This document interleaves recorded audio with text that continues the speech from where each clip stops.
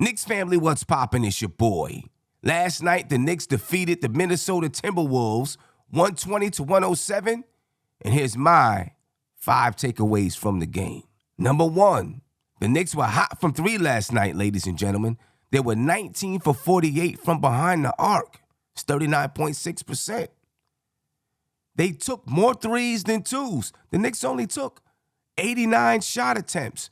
They stole a page from the Boston Celtics. If you listen to Julius Randle in his post-game interview, and Randle last night was 8 for 13 from the three-point line. Yes, I said it, 8 for 13. He only took 15 shots on the night.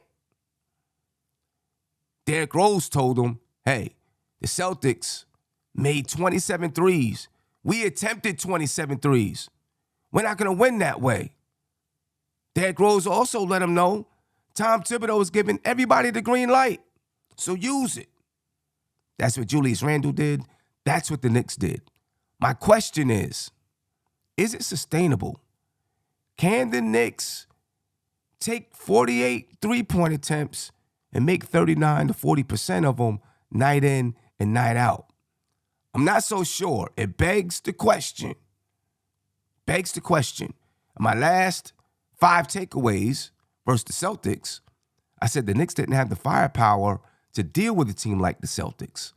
Now, the Celtics shot 53% from the three-point line. They're not going to do that every night.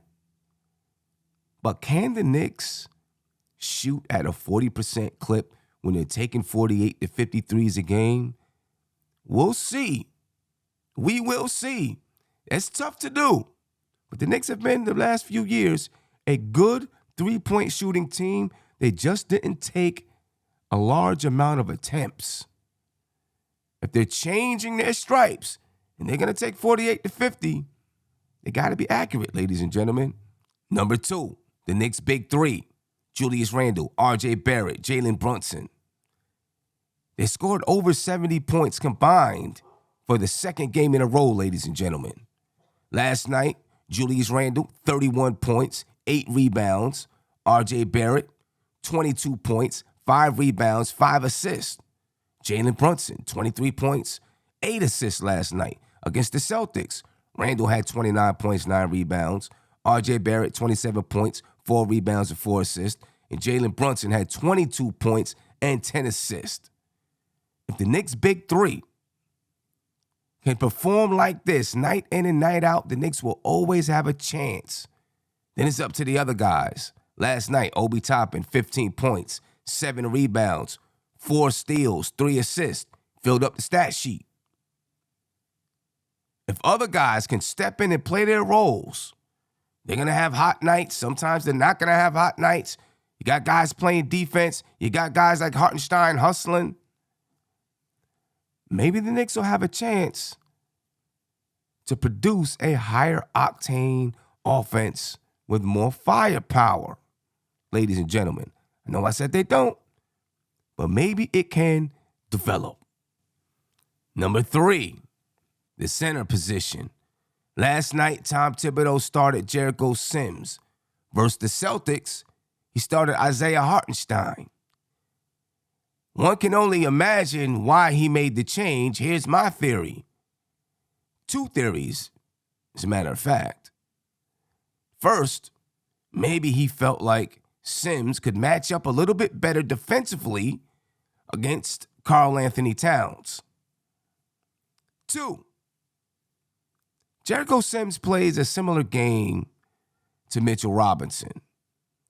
So maybe Tom Thibodeau likes Hartenstein coming off the bench, developing that chemistry with Obi quickly, etc., etc.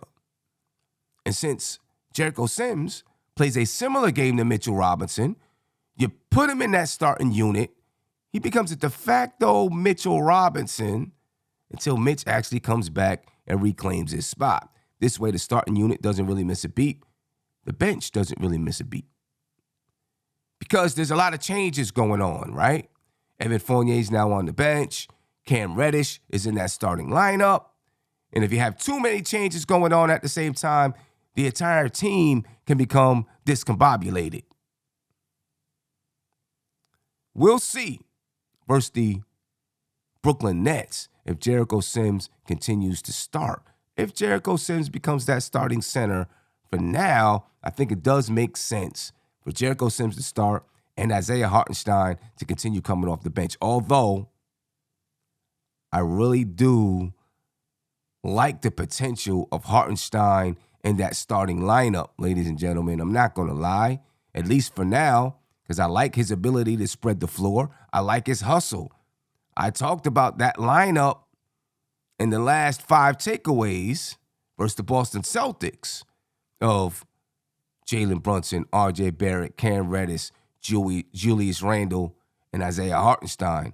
I like some of the elements in that lineup. But I understand the thinking. If he keeps Jericho Sims there, we will find out. Number 4, the small ball lineup. Previously, I said that I didn't think Tibbs was actually committed to that lineup, that he'd pull it really, really quick. Well, he used it again last night. Jalen Brunson, Cam Reddish, R.J. Barrett, Julius Randle, Obi Toppin. They got some extended minutes in the fourth quarter. Now, the Knicks were up double digits. It could have been a time that Tom said, I'll let them get some experience since we're up double digits. Only time will tell if he's going to use this lineup consistently. But, of course, last night, Rudy Gobert was out. They're not that big. Against the Celtics, Al Horford was out. Even if Al Horford is there, they're not that big. Against the Philadelphia 76ers, Embiid was out. They're not that big. So he could use this lineup. So my question is, is he using the lineup because of the teams we're playing? Is he using it out of necessity because Mitch is no longer in the lineup for the next few weeks? Either way, they're developing and building some experience together. And it becomes a lineup that he can at least go to. He's got it in his tool bag. And maybe he's a little bit more comfortable with this particular lineup. Also, against the Minnesota Timberwolves, even if Rudy Gobert was there, he may have used the lineup just to pull Rudy Gobert out the paint. I like the lineup, ladies and gentlemen. I'm interested in seeing it develop and grow. Tom Thibodeau seems to be interested as well. And last but not least, the narrative that the players are no longer responding to Tom Thibodeau, I do not believe is true. Last night, while the Knicks started a little bit slow defending the three-point line, they kicked it in gear, and they started to defend it better throughout the game. You could see the switches on the screen and rolls were better. The communication was better. Obviously, they weren't playing the Celtics. And the Minnesota Timberwolves didn't have the same schemes that the Celtics have. But it got better last night. The team also responded to Tibbs by shooting more threes. Now, and last but not least, there's a narrative out there that the players are no longer responding to Tom Thibodeau. I don't know how big the contingent of fans are who are spewing this narrative, but I do not believe the narrative. And I know there are people saying, well, you're a Tom Thibodeau apologist. You never disagree with Tom Thibodeau, etc. That's not true either.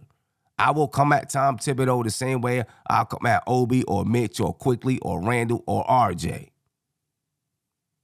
But I do not believe the players are not responding to Tibbs. Tony brought this up last night on the postgame show. And I agree with him. I believe they are responding to Tibbs. If you look at the perimeter defense last night, they played better. It wasn't perfect, but they played better, way better than they did versus the Boston Celtics. Now, the Timberwolves are not the Celtics. They don't have the same schemes or the same players, but the Knicks played better. Started off a little shaky. They tightened it up. They took more three-point attempts last night. Tom Thibodeau, I'm not going to say he wants he wants more attempts, but he does want them to take the shots that are available to them without overthinking. He's stressing that to them. And they're doing it. They did it last night at least. They're playing faster. It's something that Tom Thibodeau has stressed from the beginning of training camp. to play faster, to get the ball out and go, to push. So yes, ladies and gentlemen, I still believe this team is responding to Tom Thibodeau, and I think they're invested in Tom Thibodeau. There's, when the Knicks aren't playing well, there's always going to be people who say the team isn't responding. I disagree. I think they are. And I think this team is going to continue. Listen, I still think they're, a team that's just a little bit above 500, but they'll continue to get better. All right. And Tom Thibodeau is a reason for that. Anyway, ladies and gentlemen, I'm out. This is NBK, nothing but Knicks. When send past the assist, you know that it's #1 show that breaks down the game. If you can't play defense, stay out my way. Dribble the ball, come down the lane. 5 seconds on the shot clock, who gon' win us the game? You wanna hear Nick updates and trade rumors? Post-game reviews, this the place you tune in. So tell a friend just to keep the ball moving. Like the page if you feeling the movement. Every game we coming to win. Give us a sub like a player that came off the bench.